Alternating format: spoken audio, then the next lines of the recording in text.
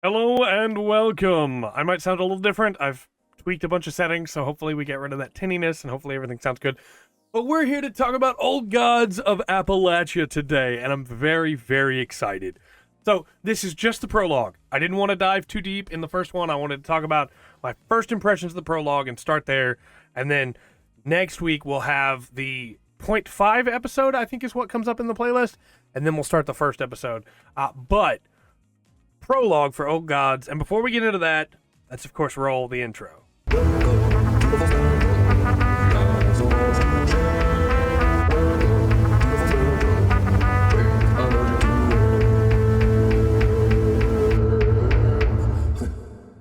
In case anybody is worried, this is not replacing Magnus, of course, and this will go up either every week along with Magnus, or it will go up opposing weeks with Malevolent. So every other week. I've got to figure out how I want to do this, and you'll find out, I suppose, probably about the same time that I do. Once I have it figured out, we'll go with it. But the prologue for Old Gods of Appalachia. It's only like 9 minutes and 43 seconds, something like that. It's pretty short, but it's very, very good. So when I first listened to Magnus Archives, what got me was that it was its own thing. It was very separate from everything else I'd listened to before in horror, even though it was still following some of the same tropes, right? Old Gods kind of hits me the same way. So this is very reminiscent of the way that Robert W. Chambers wrote. Maybe a little bit less flowery. Chambers put in some extra description that necessarily, I'm not going to say didn't need to be there, because I absolutely adore Chambers' writing. But it's not quite as gripping sometimes because of how verbose Chambers could be. Whereas with this prologue, I found that it was very, very gripping, because even though the descriptions would sometimes go into the fourth tier of it's this, it's this, it's this, it's this, each one only made me, cats are fighting outside the window, I bet you heard that.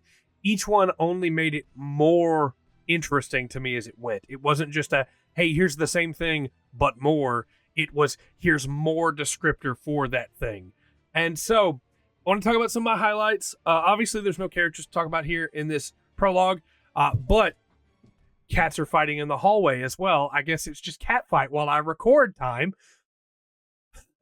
But it is very much a world-building prologue, right? It sets up everything. And so, I really, really enjoyed it, and it made me so excited to get into that first episode. But some of the things I loved, I wrote down some of my favorite phrases in here, but walled in by mountains of burning black rock, isolated by a choking canopy of poison flora, woods where tooth, claw, and hunger still sit upon the top of the food chain.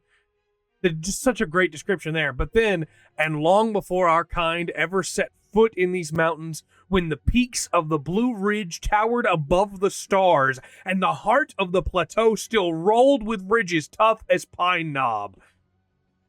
Yes, I'm in. That is 100%. That is that part at the end of Repair of Reparations, where Repair of Reputations, not reparations, where the whole paragraph concludes, or as it builds into the conclusion, is, the lake of holly and the cliffs and the star Carcosa, just the slow build there. That's exactly what I thought about here, and it made me super excited. That is such a good descriptor. I have been in Appalachia, so without going off too much on a tangent here, for a little while, my dad worked a job where we had to travel all around the country, and so I have stayed the night in all but 14 states. So 36 states I have stayed the night in.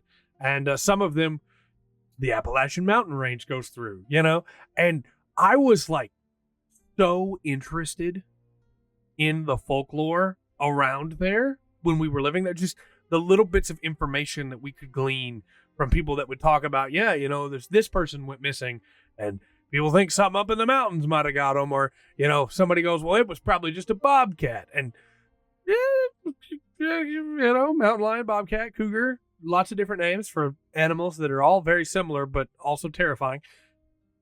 But there were some stories that really got to me, that somebody would talk about, a valley of headless men, or a certain range in the mountains where you'd hear songs being echoed back to you at night, even though you weren't singing, or a whistler that would whistle in the mountains if you were there alone. And that whistle was a clue to tell you to go back the other way. That was also where I was informed that mountain lions will scream. And anybody that's around mountain lions knows, yeah, they scream. But they will make their scream sound further away so you don't realize how close to you they are. And again, why this works so well to me is that I really hope, by the way, the new settings are working right, because we're like a couple minutes in already, and I love what we've already talked about. But why it works so well for me is that I've talked about it before in Magnus, and I won't put any Magnus spoilers in here, don't worry, but that deep primal fear that is in man of the things that live beyond the range of our vision, beyond the edge of the firelight, the things that for all we know are lurking in that edge, that are at the brim of the firelight, waiting for the fire to die so that they can step ever closer, right? The things that we cannot understand that could live in the dark and in the deep and in the hills. And it's that idea that I think makes this work so well.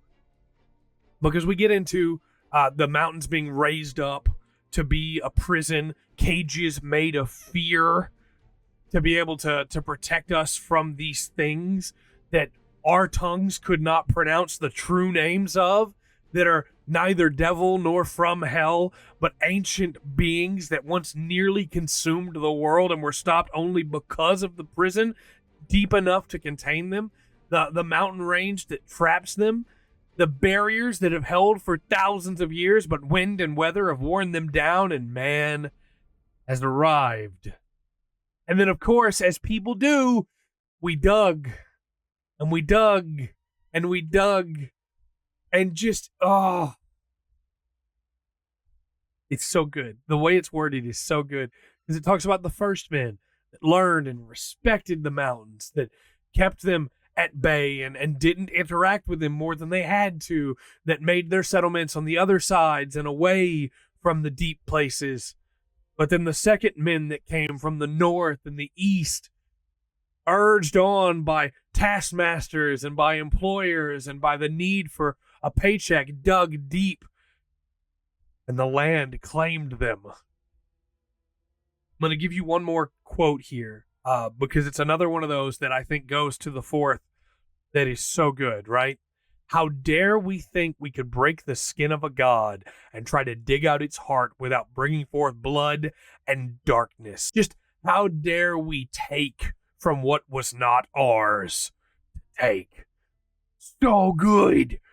I can't. I just want to go right into episode 1 right now. Time constraints, I can't, but this absolutely hooked me. And then, of course, that last big surge at the end of talking about people that don't understand why they won't leave, right? Why they stay in the hollers. And just, again, anybody who doesn't know, I live in the state of Texas. We don't have the Appalachians here, right? But a lot of the dialogue feels very, what's the right word, homey? We talk about the hollers. We talk about stuff like that. And so just, it's fun. It's fun. It's really great. It's really fun. I try to combine great and fun there. I'm rambling because I'm excited. And if you've been part of the people that have been urging me to check out Old Gods for the last 8 months, I'm sorry it took me so long to do so. But I want to give you this last little paragraph here, which is, they don't see the shadows stir, don't hear the lost hymns that haunt these hillsides, don't hear the prayers that rise up in the night, prayers raised to a God on high that fall back down to feed the old gods of Appalachia that sleep below, which is fitting. First come, first served. Oh, yes! That is, it's so good! So, I've said a few times I'm a Christian, right? And some people might say, oh, well, because he's a Christian, that's going to be blasphemous. He can't enjoy that. It's fiction, right? Why can't I enjoy that? The idea that the prayers that are being raised up to God never make it past the mountains and fall back down below and feed these ancient beings that were here before the god that's being prayed to. That's a really cool premise. I really like that. I hope they do some stuff with faith. I think faith is a really interesting aspect to take on with horror, and we don't see it used a lot, right? Oftentimes it's just the priest that comes to fight the evil. It's like, well, yeah, that's fine, but there's more stuff you could do with it. This is a great example of your faith is feeding something else. There's another Mandela catalog does something really interesting with that as well, that I like quite a bit. There's a lot of good horror that does cool stuff with it, and there's a lot of horror where it's just, hey, here's a priest, he's corrupt, or he's not corrupt, but his faith's not strong enough anyway, and it doesn't matter.